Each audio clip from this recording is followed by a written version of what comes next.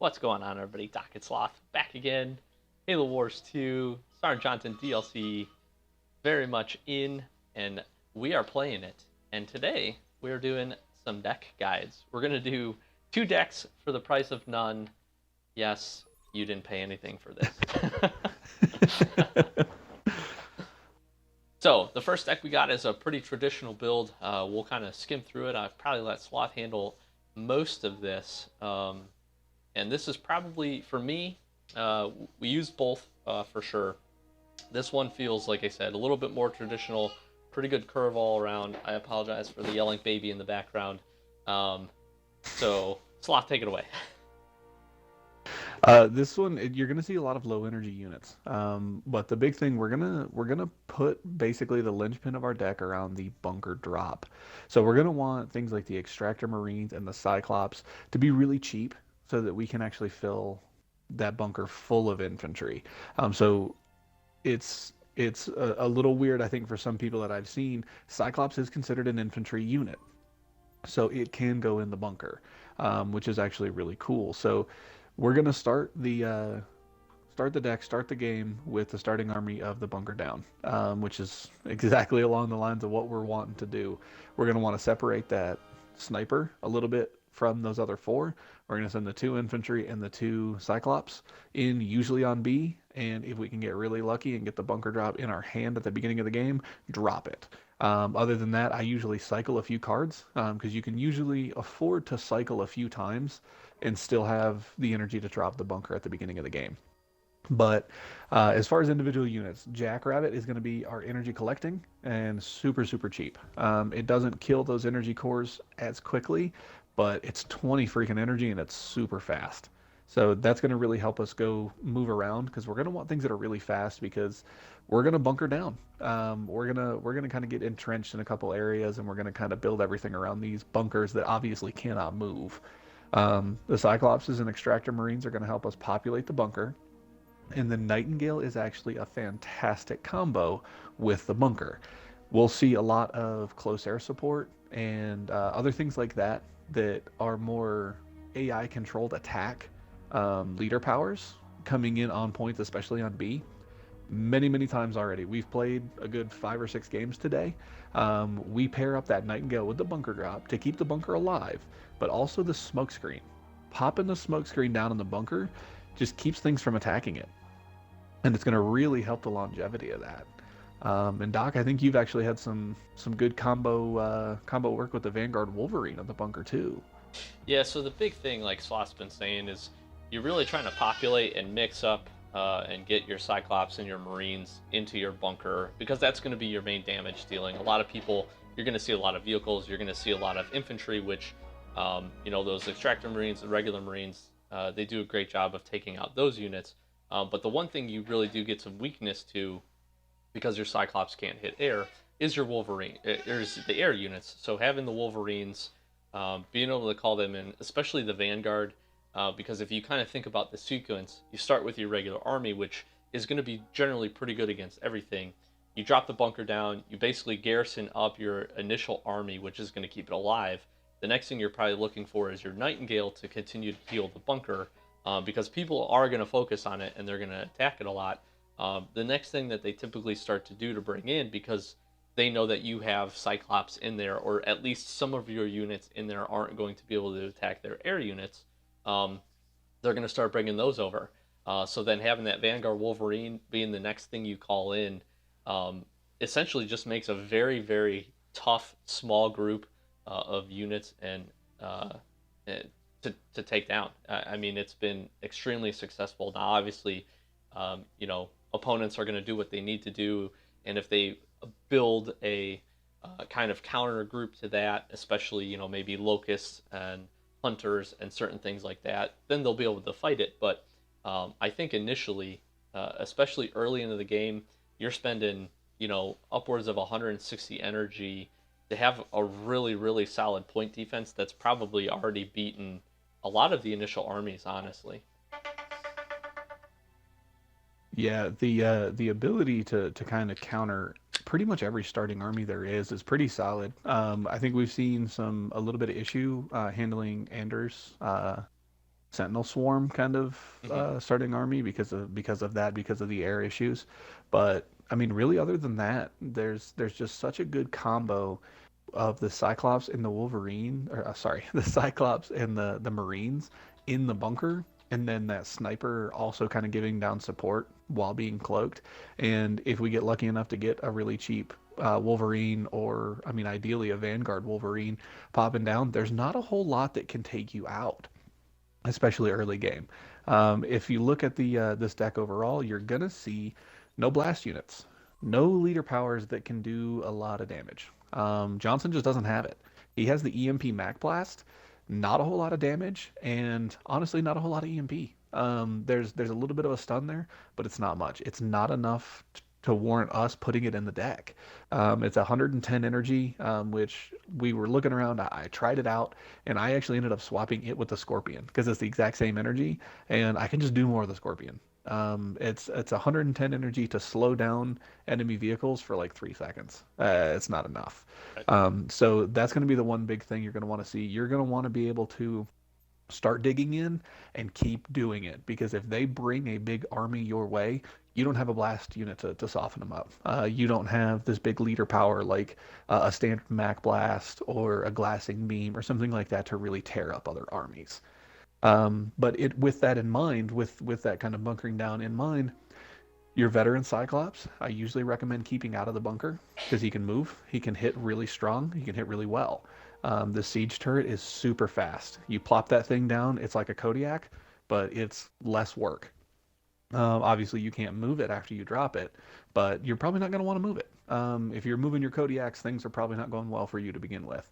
But dropping a little siege turret down, it's super fast, good damage, and really good range as well. Hmm. The veteran Mantis, the Scorpion, and the Vulture, those are going to be kind of your backbone, your really strong units that are going to help kind of wombo combo with that bunker drop. We've been using the living heck out of the Phoenix missile on the Vulture. That's the best thing you have to soften up armies. That's pretty much it. But these are the units that you're going to want to really maybe sit just behind the bunker, because the bunker has a ton of health. Sit just behind the bunker and just pound away at those enemy units, and use your abilities where you can. But that's really going to be the thing. Use the bunker offensively in that way, but also defensively to stay entrenched in an area. Yeah, the other thing I'll say is the one drawback to the bunker is you do lose on the capability for some range. So I've seen some people be pretty smart where they'll move like a Wraith, for instance, which has some pretty good range, and actually can outrange the Cyclops and the Marines in the bunker if positioned appropriately. Locusts are the same Mm-hmm. thing. They're going to be able to stay pretty far back in order to affect that bunker. So like you said, having that veteran Cyclops, keeping it out, but then again, the veteran Mantis, the Scorpion, and your Vulture, those are the things that you call in essentially to answer those things so that you have the top end, really strong units to defeat that kind of stuff. And I know you want to hit on this, Sloth. You love Sergeant Johnson's repair beacon. I use it more than I let him attack things. I repair things with him. But in to do the last point on your last thing you brought up, the Scorpion and the Vulture are good at attacking vehicles. That's why they're here. The Wraiths and the Locusts and the Kodiaks and the Blisterbacks, things that they're going to set up outside of your range to attack your bunkers, you have the ability to just tear them up, and that's why they're there, especially if you use that Vulture Phoenix missile on the Vulture. But Johnson, we thought his ability would be pretty cool. It's amazing. We've seen a lot of close air support called in today for some reason. Cutter's been popular, but close air support, I just sit there and I pop the repair beacon for Johnson in the middle of B. I don't have to move any of my units. I Mhm. usually have a Nightingale or two to kind of help supplement that, but he's healing this gigantic swath, and he has such a large amount of health. He's not really getting damaged. He's actually really cool. I mean, we knew everything that he had set was going to be really defensive minded, but that repair beacon really just puts it over the top. It's really, really fun. Yeah, I will say too, I almost use him like a rush unit. because a lot of times, especially if I see like a bunker taking some pretty good damage and maybe the Nightingale can't keep up, and I'll get to him. A lot of times I just put him behind the bunker and instantly start repairing. So he'll take the damage, but because he has the shield then starts to take that. He's healing everything at the same time. He's healing the Nightingale, he's healing the bunker, and a lot of times after that, I mean, it's a hard combo to fight. So much healing capability, and he is a good attacker. He does dole out some pretty good damage. He definitely holds his own in fights. So definitely got to have him in there for sure. Any last thoughts on this one? That's going to be the Yeah. Sorry, well, I mean, that's the deck we've had a lot of help with. Sorry, Xbox Live delay. It's always fun. That's the deck we've been doing a lot of work with. I have a pretty similar deck build that I just kind of move things around a little bit. I have a little bit higher energy consumption. The Vanguard Wolverine's always worth it and stuff, but the Veteran Jackrabbit is actually really cool. If you're looking for something to increase your energy curve a little bit, if you can afford that, Veteran Jackrabbit, as we've seen with our unit comparison, it's actually really good. It's strong. We'll leave it up to dealer's choice whether you like the Kodiak or the Siege Turret. Try them both out and see what you like. We'll kind of do that. We'll kind of leave it up to what you feel. Exact same amount of energy, and we feel like very comparable for damage output and stuff like that. The only other big thing you have with Johnson is the Colossus. I'm on the fence about it. We're going to continue to do those unit comparison analysis, and that's going to be the big decider for me on whether or not I want to have the Colossus in there, because I'm just not sure about it. But the Scorpion and the Vulture are always going to be good things to kind of have as the big units that kind of push you over the top, especially if you can pull them in early in a battle. Right. I think the one thing we said about the Colossus was it's the 20 additional energy over the Scorpion. We're still not sure on the damage, and mine are actually pretty comparable in level. My Scorpion's only one higher than the Colossus. It just doesn't feel like it deals out the same amount of damage. It's not quite as good against air. It's definitely not as good as against the infantry, and I think that's where it loses it. I would be interested, and they wouldn't ever change this, but I think if they made the Colossus kind of like the Mantis. No, the Mantis is a vehicle too. I don't know. It almost feels like if the Colossus could be an infantry unit, so it wasn't so weak to everything that's anti-vehicle, I think would have made it a little bit better. But because it is a vehicle and it takes just so much damage from your Cyclops or your Hunters, I think that kind of hurts it. So, but like Sauce said, we'll take a look. We'll do the comparison. Maybe it does deal more damage. It just right now doesn't feel like it does. So that's the setup I do want to talk about the second deck. I'm not 100% happy that I'm going to show you this, but we did try it out. I had to try it out, and it works, as crazy as this sounds. So as you guys can see, it's really low energy, and you're running the bunker. It's all about the bunker. It's all about bunker defense in this one. Like I said, the first couple minutes of the game usually fold out about the same, still using the bunker down army, essentially just trying to get your initial army into a bunker and throw a Nightingale above that. This deck does a little bit better as far as the anti-air capability because we have both Wolverines, but then as you guys can see, the rest of the deck is really focused around make your infantry units, make bunkers, put them on points, and that's your fight. We have some top end, obviously, with the Vulture and Sergeant Johnson there at the back end, but that's more just for a late game so that you don't run into an absolutely huge army. But I will tell you what, the fact that you can kind of spam these units in, the sniper being actually very, very good, considering it can take down your Cyclops, it can take down the Hunters, it can help you take down those things that are actually going to be pretty efficient against your bunker. And the fact that you don't have to put the snipers in the bunker is actually super helpful because they have the cloak, so you can actually put them. A couple of the games we played Sloth, I was putting it up actually on the ridge, overlooking both B and C, and just letting it assist. And throughout the game, essentially what would happen is my initial point, I would throw a bunker down, I would hold that point.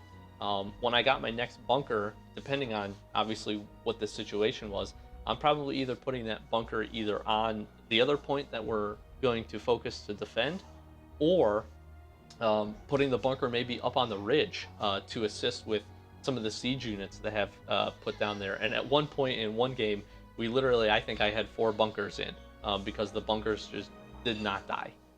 So they were just that solid. So, and here you don't really have to be too worried about putting your Cyclops, either your veteran or your regular ones in, because again, your whole focus is to spam your infantry units in and get your bunkers on points.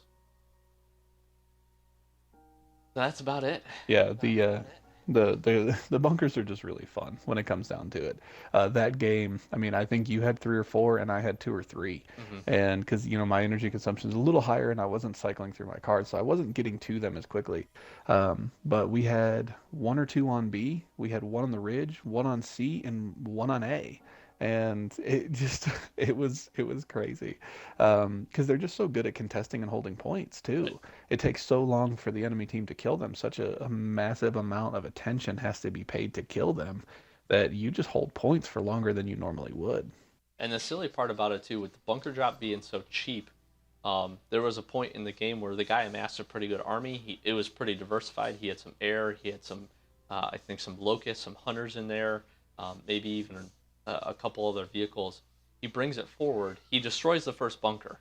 We did some good damage. I think I had 2 Cyclops in there, and I think Extractor Marines and regular Marines. He brings that army forward. I do a little bit of damage. He ends up destroying it. All I essentially then did is just drop another bunker behind it, took those 4 infantry guys, put them into that bunker, and killed his units because it took them so long, and the units inside were able to deal so much damage that it's just tough. It's tough to beat. Now I will say there are definitely some big drawbacks with the bunker, and some big drawbacks with this deck for sure. Being blast units and your siege units. If they can get siege units set up, or they can call in a blast because you can't move the bunker, that is a very, very hard counter to the bunker itself. And I've seen pretty much every blast unit I've seen that gets dropped for the bunker that ends up dying will destroy the bunker. Now, obviously, you still keep the units inside, but because it's only 4, and usually they're Cyclops or Marines, that group itself typically can go down pretty quick too. So just keep that in mind if you're not using Sergeant Johnson, or you start to see a lot of this type of deck roll around. Just keep in mind that those blast units and those siege units are going to be some of your better counters. Yeah, and the counter to that counter, I mean, what's the counter to a blast unit? A guard unit. Right. And Johnson has no capability to use a guard unit at this point in time. Right. So there's not really anything you can do to counter that. I think there's a good capability. There's a good option for Johnson to have some great synergy. We're gonna look. I'm thinking especially with some banished units. We like to do our little wombo combo. I'm thinking maybe Decimus, maybe Shipmaster, maybe Colony, because being able to pull in a Wraith with the guard ability, Suicide Grunts, a Glass Beam, things like that. I think they really accentuate the things that Johnson needs, and we'll see about that. And I mean, we talked about it earlier. You can actually drop a bunker, and your teammate can put infantry units in that bunker. Yep. So what would be better than dropping a bunker and dropping a grunt mob? Because then that's almost a bunker completely full for Right. 60 energy, Right. and I mean it's immediate. So we'll probably do that. We'll do a little playtesting and see. I'm thinking Colony, maybe Shipmaster would be a wonderful complement to Johnson and to kind of do some of this. So maybe we'll do that and we'll talk about that because having that guard ability and stuff really takes that danger away from the bunker. Yeah, you do get some with the banish side too. You do get some other additional small capabilities that could be really solid. Cloaking Field could be really good with the bunker, kind of working like the Nightingale. Prowling Reavers at the same point. The fact that they shield and they cloak could be a really good combo too. So a lot of good capabilities there, and good leader powers too. I think that's the one thing, and we've talked about it, that I think Sergeant Johnson misses out on. But so 2 decks for the price of none. Hopefully you guys enjoyed. Take a look at them, test them out, and as always, let us know what you think of the decks if you use them, but also let us know what you guys are doing and what your decks are and what your strategies are for Blitz. I think honestly both of these decks pretty viable in both 1s, 2s, and 3s, but definitely I think the bunker capability works quite well when you're working in kind of the co-op setup. So your 2s and your 3s, and like Sloth said, the fact that you can throw units into it, I think makes Sergeant Johnson just maybe a little bit better for being a co-op leader. So hopefully you guys enjoyed. I've been Doc, that's been Sloth. We're Average Gamer, guys. If you're new to the channel, first of all, thank you for checking this video out, but also feel free, subscribe, follow us on Twitter. That link's down in the description. Join the Xbox Average Gamer Guys Club. Again, got a good growing community there of people looking to play Halo Wars 2 and a bunch of other games. So thank you guys, as always, for the support and for checking these videos out. And stay tuned for the rest of this week. Got a bunch of other content coming out for the channel as well. So thanks for watching. We'll check you in the next one.